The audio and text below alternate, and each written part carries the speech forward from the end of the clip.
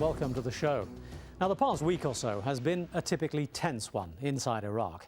Another session of parliament was postponed, now 20 weeks and counting without a government.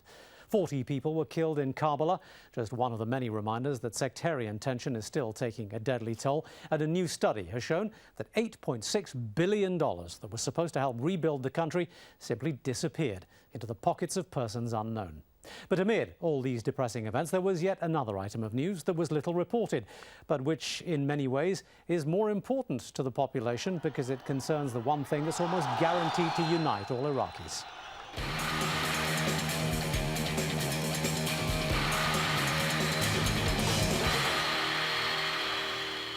A few pictures there from two vital moments in Iraq's recent footballing history.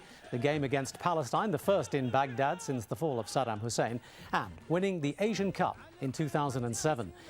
And also the celebrations that followed both of those. But Iraqis rarely have an opportunity to celebrate events like those because the politics inside Iraq's Football Association bizarrely mimics the political picture at national level. Well, like the power struggle in Parliament, the battle within the IFA has seen two men facing off, one from the old Sunni regime, the other favoured by the ruling Shiite bloc. Well, like Parliament, an election to fill the top spot in Iraq's Football Association was also postponed this week. And all the while, an external power, in this case FIFA, has been standing in judgment over the whole situation and threatening to walk away from the country entirely, excommunicating the Iraq team from the global game. Well, on this week's show, we'll be talking football with one of Iraq's national heroes and a spokesman for the government. Before that, here's Rawia Rage with a flavour of just what the game means to ordinary Iraqis. Cheering for their neighbourhood team. The chant, "We're number one. Those we defeated fled on a plane." On a dusty pitch in western Baghdad, football fever is, well, on a roll. This junior talent has triumphed in half a dozen local tournaments. It's clear they're not discouraged by their limited resources. We have built this field with our own hands. We maintain it ourselves. No one cleans it for us. We have no official support whatsoever. Everything here is self-financed, even the football shirts. Such is the popularity of the sport in this war-torn country. It's not just a pastime, say these boys, it's more. Our life is about football. It's the one thing we've been doing since we were very young. We grew up to find our elders playing it.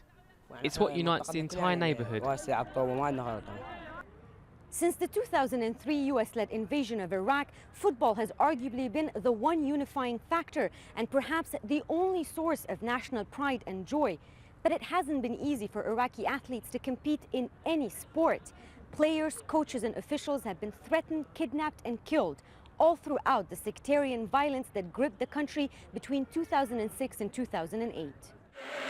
But that did not stop Iraqi footballers from delivering.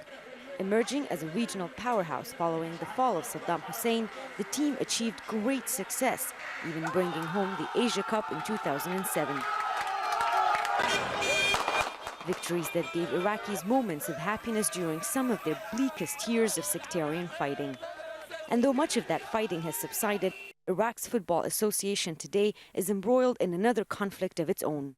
Federation elections derailed by political bickering between a government-backed Shia candidate and his Sunni incumbent rival is moving the country closer to a FIFA suspension for political interference. The leadership struggle is affecting not only the national team, which failed to qualify for the World Cup, but also the nation's lesser leagues. We want a solid leader to run football affairs. The current leadership has failed us. We want someone who can rescue Iraqi football. Look at us. We don't even have a proper national league. We want someone who cares about the game, not the money. An appeal that many hope will be realized soon. After all, Iraqis have a famous chant: "We're the ones who laid out the pitch, and we're the ones who rock it."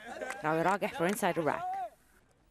Now, in a moment, we'll go to Baghdad and join Ali Al-Dabagh, a government spokesman, and we'll go to Amman to meet a football icon for Iraq. Ahmad Radi scored the only goal for Iraq in the 1986 World Cup in Mexico. In fact, the only goal Iraq has ever scored in a World Cup finals.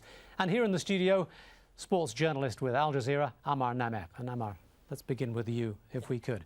There was a botched election to head the Iraq Football Association, and we are now in a crisis situation. FIFA is not happy with the way things are happening. Why? Very clear, Timo. FIFA decision. No political in the sport, and kick the ball on our side. Now the ball with us. We must decide it. Political with the sport or not under the FIFA law. So any evidence of political involvement in Iraq is out of world football? Yeah, if the government or any people in Iraq, if they want challenge FIFA to make the election in Baghdad or any place,